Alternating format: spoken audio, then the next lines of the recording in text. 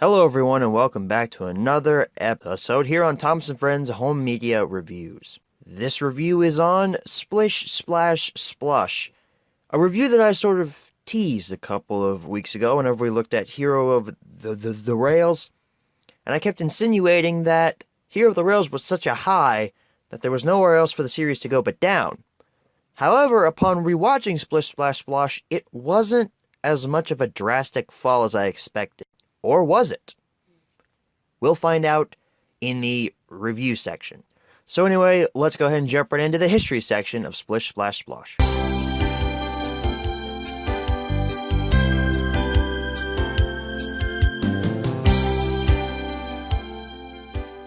So Splish, Splash, Splosh was released onto DVD in January of 2010, and so far that's its only date that it's been released. Now, I know you all are wondering, why exactly did Lego Lover say that Splish Splash Splosh was released onto DVD?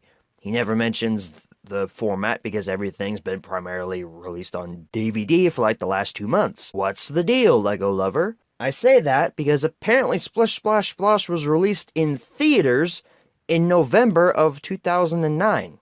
I'm not sure if that's accurate or not, but considering that some of the specials got a limited theatrical run here in the US, I wouldn't put it past them. However, why would the regular series get released in theaters? I guess it was to promote Thomas & Friends changing to CGI, but they'd already promoted that with Hero of the Rails, which presumably came out before Splish Splash Splosh. I don't know if I believe it got a theatrical run or not. If you guys have any confirmation that it was released in theaters in November of 2009, please let me know down in the comments, because I'm not sure if I believe this or not.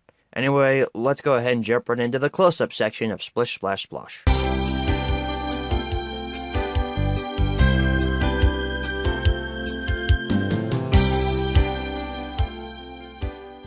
Alrighty everybody, here's your close-up look at Splish Splash Splosh.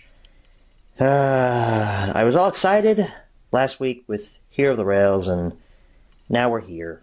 Splish Splash Splosh. This is the original 2010 release print. We've got new with an exclamation point up there at the top. In full steam CGI animation. Again, it's advertising the fact that Thomas is now in CGI, but Hero of the Rails already did that, so why would you need to advertise it again? We've got our front cover there. There's Thomas on the side. Splish Splash Splosh in a very eye-catching font. A Borders sticker. I bought this years ago, obviously at a Borders, which was a bookstore, which I think went out of business. I know the one by my house recently closed, like back in 2014 or so, and now it's a mattress place. But I did pay $15 for this, so yeah, I think this was in 2010 as well, the release year that I purchased this. We've also got down here, Meet Charlie, the new engine friend, and behind that sticker, there's Rosie. You can see her funnel right there. Poor Rosie. She's being covered up by the border sticker. Oh well, sucks for you, Rosie. On the side, we've got Hit Entertainment logo. Scroll on down, Splish Splash Splosh. Portrait of Thomas, distributed by Lionsgate. On the back, soak up the fun with these exciting adventures. We've got our blurb about what's on the disc. We've got a Thomas in her top hat in his cab. Bonus features, lift and load crane game and counting with Thomas. And Thomas is also running through a puddle, in case you couldn't see. And legalese down here at the bottom. Whoop! It's a slipcover. I actually didn't mention that. The original print of this came with a slipcover. So, and it is embossed. Like I said, or like I forgot to say earlier, it is embossed. So I can poke Thomas's nose like that. Just like I did with Hero of the Rails. I get very aggressive with my CGI DVD slipcovers. That sounded weird. We're going to pretend that didn't happen. So, there actually are some subtle differences between the slipcover and the actual DVD itself. If you look here, the slipcover says new, like I said earlier, but if you look over on the actual DVD, new is gone. And, oh, you can also see Rosie right there. There she is. Hello, Rosie, you suck. And here it just says Meet Charlie, but on the slipcover it says Meet Charlie, the new engine friend. So I'm not sure why they made these changes. It just seems a little weird. Side is pretty much the same. The back is the same. It's also in a blue clamshell case, which is nice. I don't know if it came with any pamphlets or anything. If it did, I threw them out. If it didn't, then I didn't throw them out, and I'm not a bad person. And inside, it's a squished up version of this section of the poster art, not including the Charlie segment. It's just Thomas and Rosie splashing through a puddle. So everyone, that's your close-up look at Splish, Splash, Splosh. Let's go ahead and transition into our menu tour. Alrighty everybody, here we are for our menu tour of Splish, Splash, Splosh. I lose 10 brain cells every time I say that title, so by the end of this HMR, I will be dead. We start off here, we have a very similar menu to the menu styles of Season 12 and Hero of the Rails. Season 12 was really where this whole one-card menu with the standard 4 options really started, and we will see this continue into Season 20 and whenever we get to Season 21 releases, because at this point there haven't been any. Anyway, let's go ahead and get started. We have play, episode selection, language selection, and bonus features. Episode selection, let's see what terrible stories are on here because I haven't rewatched this yet. We have Playtime, Splish Splash Splosh, Slippy Sodor, and Snow Tracks. The first 3 are awful, but Snow Tracks actually isn't that bad. Fun fact, Mark Morgan actually went back and redubbed Snow Tracks for Santa's Little Engine. I didn't know that prior to owning Santa's Little Engine, and who knows, we might cover that for Christmas this year. Hint, hint, maybe. I'm not sure, it's not finalized yet. Language selection, English, Spanish, and French. The standard languages for Thomas and Friends that's translated into. Bonus features, we have lift and load crane game, counting with Thomas, and trailers. Interestingly, this includes a trailer for Bob the Builder Ready Steady Build, which was the point in Bob the Builder's history when it first went into CGI, and it kept like the claymation style of models from the classic Bob the Builder era when it was actually good. I have not seen any of the old CGI Bob the Builder stuff. I have also not seen any of the new revamped Bob the Builder stuff, and I don't plan on ever watching that because it looks god-awful. So anyway, guys, that pretty much wraps up the Splish Splash Splosh menu tour. Let's go ahead and head on back and answer the 5 main questions as always. Alright, so we're back from the close-up, and now it's time to answer the 5 main questions as always.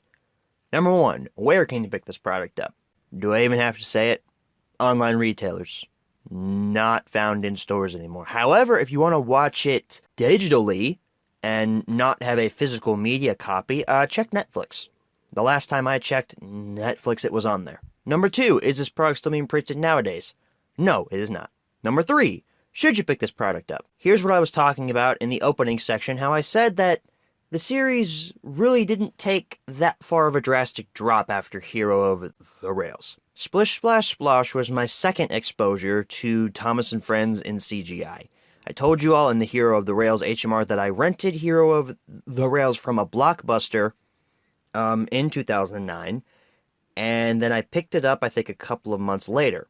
I bought Splish Splash Splosh the year that it came out from Borders, as evident on the giant-ass sticker that's on my slipcover that you all saw in the close-up. Thanks, Borders. I'm glad you went out of business.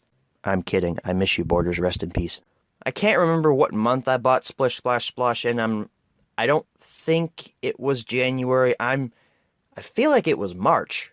I don't know why I think March, but I feel that that's the date that I picked it up in. I watched it, and I thought to myself, wow, this isn't what Thomas really should be. I don't know if I like this a lot. And now, looking back on it 7 years later as an older, more professional LEGO lover, because younger LEGO lover didn't really like it that much, what does older LEGO lover think? Well, older LEGO lover thinks that Splish Splash Splosh isn't horrible. It's also not good either. It's not anything breathtaking. It's just average. And I know that's probably rich coming from me, because you guys know I hate Charlie, and I hate everything that character stands for. So yeah, I'd say I have fond memories of these stories, and just the fact that they're somewhat nostalgic to me. I mean, I was 10 when this came out, so they're somewhat nostalgic. Not too much, not like the classic series where there's unconditional love there, but here there's still a little bit left. Of course, this was all prior to me dying on the inside, but in the original recording of this HMR, I gave Splish Splash Splosh a not recommend. But then I sat down and I actually watched it again.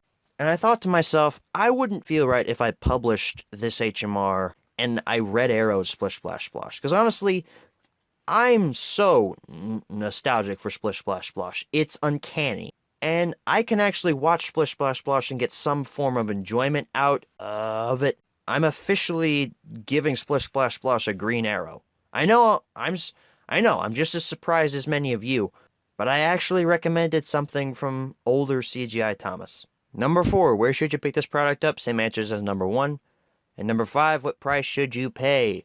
For the original DVD release, without the slipcover, $5-10 is what that's worth. With the slipcover is normally rare nowadays. People don't exactly preserve their slipcovers, which you are a Satanist if you don't. But disregarding that obvious fact, if you're looking for one with a slipcover, then you're going to want to pay upwards of $15 for it if you really want it in good shape. So that was the HMR on Splish Splash Splosh. There's something weird going on with me and Splish Splash Splosh. I don't know. We're in a rough patch in our relationship right now, I guess, and I think Splish Splash Splosh is filing to divorce me, and I'm really sad about it. I'm not sure. For those of you who don't know, that was called a joke. I'm not actually married to Splish Splash Splosh. I'm married to Soda's Legend of the Lost Treasure, just in case anyone was wondering. So anyway, in 2 weeks from now, or maybe 1 week, I'm not sure if there's going to be a supplemental after this, but in a undisclosed amount of weeks, we'll be taking a look at Thomas and the Runaway Kite. This one, I'll go ahead and spoil it now. I also have somewhat of a nostalgic connection to Thomas and the Runaway Kite. Not as much as Splish Splash Splosh, because Runaway Kite obviously came out after Splish Splash Splosh, and I got that after. I actually got that close to when Misty Island Rescue came out. Misty Island Rescue, I'll go ahead and spoil that right now. That killed it for me. In a couple of weeks, Thomas and the Runaway Kite, be there, or be square, or be a circle. I really don't care. I don't want to assume your shape orientation. I'm just going to go ahead and end the episode there. Good night, everybody.